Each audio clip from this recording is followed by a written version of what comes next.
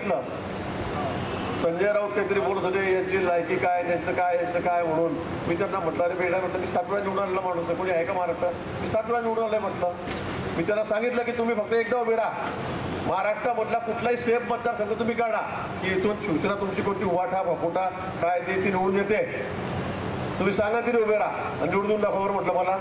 अरे म्हटलं, घरामधून सगळे कोंबड्यासारखं सगळे उठलं की बांग देत बसतो म्हटलं, आम्हाला काय सांगतो म्हटलं, आमची लायकी काय पाहतो, आमची लायकी आम्ही 7-7 वेळा एकेका मतदारसंघातून निवडून येतो.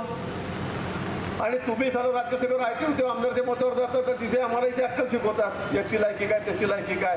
तू म्हटलं एकदा निवडणूक लढव बाबा, आमदारकीची खासदारकीची निवडून देऊन दाखव आणि मग आम्हाला सांग आमची लायकी काय म्हणून. आम्हाला लायकी शिकवायची गरज नाही.